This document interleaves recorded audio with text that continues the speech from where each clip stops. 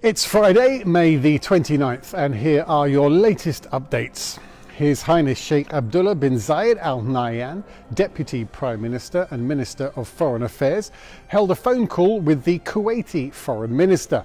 They discussed the current developments in the region and condemned the Iranian terrorist attacks that targeted the state of Kuwait with missiles and drones. Emirates Airlines has issued a travel advisory due to Ebola-related measures in several countries. They are advising customers to check the entry requirements of their destination country via official government channels. And the UAE National Library and Archives has launched a new book called Abu Dhabi Before 1971. The book documents key aspects of Abu Dhabi society prior to the establishment of the UAE through a curated collection of rare and previously unpublished. Good evening, I'm Wade Johnson. David is on assignment traveling the country for America's 250th celebration. But we begin tonight with breaking news. A deadly gas explosion destroying an apartment complex in Dallas. The chilling images coming in.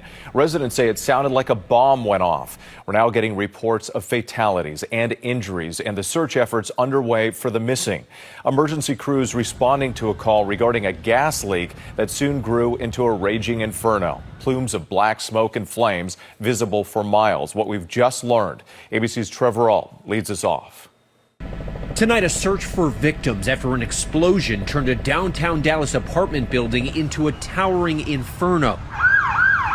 There was just an explosion literally right by my apartment. Oh my God. Fire officials say they were responding to a report of a gas leak, and by the time they arrived 2 minutes later, the fire had engulfed the building. We have gone from rescue mode. Jamaica could be about to change forever. For the first time in their history, the country may have just discovered huge amounts of oil off their southern coast. No one tell America. And if that actually is confirmed and then drilled, it could, in theory, radically change things. Because right now, Jamaica currently imports almost all of their fuel, which reportedly costs the country up to $2 billion every single year. But if they had an oil industry of their own, it could completely transform the economy. It could create jobs and potentially bring in billions of dollars every single year. Bombaclots. But there is a pretty big catch. You see, Jamaica is a country that for years has been consistently supporting the move to green energy. So critics say if they do decide to drill, it would be a pretty big contradiction. And not only that, but environmental groups are raising concerns that this potential drilling zone is right next to protected marine ecosystems, coral reefs, fishing areas, and wetlands. They say even one major oil spill could be catastrophic for their coastline and their tourism industry. And as usual, we're asking the question, is this White House for sale? A deal between the Pentagon and a 2-year-old rare earth mineral startup is facing fresh scrutiny. Last year, the Pentagon announced it would give a $620 million loan to Vulcan Elements, a company you might not know, but here's something. It's linked to Donald Trump Jr. At the time, the president's son, the Pentagon, and the company's founder all denied any allegations of political favoritism that swirled around the deal. But interviews and records reviewed by ProPublica tell a very different story. According to ProPublica, the request to loan hundreds of millions of dollars to Vulcan was made by a one Peter Navarro, a White House advisor and longtime friend of the Trump family. Of the dozens of companies the Pentagon was considering funding at the time, Vulcan was the only deal initiated by a top aide to the president. That is according to an official at the Pentagon who was not authorized to speak publicly. One person... Talk me through this decision. So you guys were at a club. You were at the club. Club.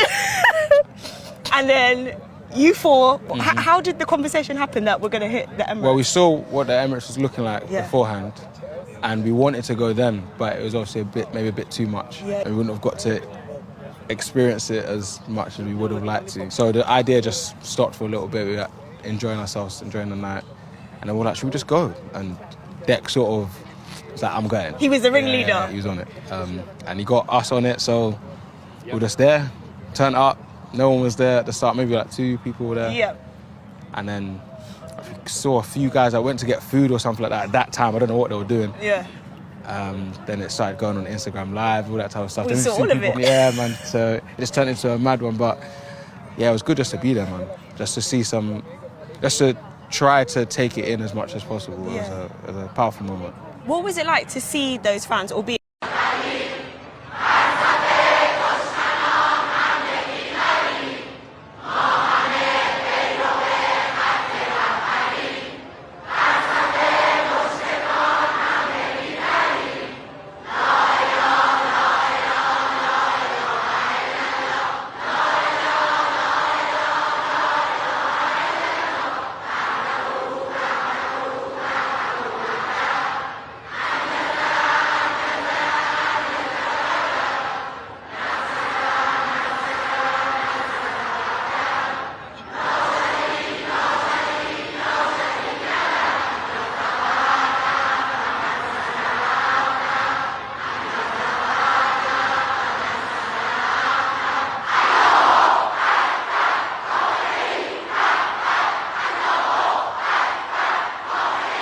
Now, getting the #1 spot on the Hot 100 Billboard charts is no easy thing. In fact, only 4 Jamaicans have ever achieved this. So let's get into it. Now, many people don't know this, but Carl Douglas was actually the first Jamaican-born singer that actually went #1 on the Billboard charts. Now, you probably have heard his song Kung Fu Fighting, and if you haven't, this is how it goes. Everybody was Kung Fu fighting. Those kids were fast as lightning. #2, Ine Kamosi with his song Here Comes the Hot Stepper. This actually went #1 in 1994, and this is how it goes. Here comes the hot stepper. I'm the lyrical gangster. Big up the crew in the area. Still heavy like that. #3 is Sean Paul with his song Get Busy that went to #1 in 2003, and this is how it goes. Woman, get busy. Just shake that booty non-stop. When the beat drop, just keep swinging it. Get jiggy. Get drunk up, percolate. So the Treasury Secretary today confirmed that the Department of Treasury has, in fact, been working on a $250 bill, working on the design of it, the security features that would have Donald Trump's image on it. This was a story that was first reported by the Washington Post. Even as the Treasury Secretary confirmed that, he acknowledged that they can't actually begin printing the bills unless Congress first authorizes that, because under current U.S. law, it is actually illegal to create a U.S. currency, a piece of U.S. currency with the image of a living human being on it. But there are bills working through Congress. I don't think they're going anywhere. They've been languishing. There's a bill by Congressman Joe Wilson to create this $250 bill. But clearly, the administration wants to get this moving. But it would go up against a lot of U.S. history. In fact, when George Washington first became president, there was a debate in Congress. President Trump has threatened to bomb another Mideast country, Oman, or sanction it. Oman will behave just like everybody else, so we'll have to blow them up. And that's surprising because Oman is a partner to the United States. They have an official position of neutrality, kind of like Switzerland. They're small, they're wealthy, they're in the Gulf.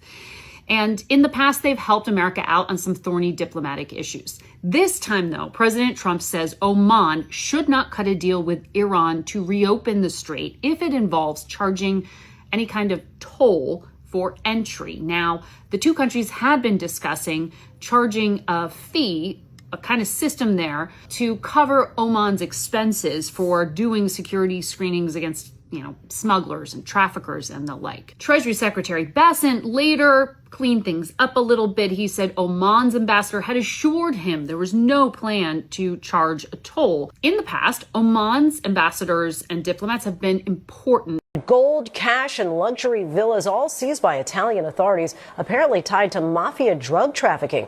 The assets totaling $232 million included gold bars and premium watches. Prosecutors say the seizure of these assets will deal a blow to the Sicilian mafia's attempts to rebuild its financial power.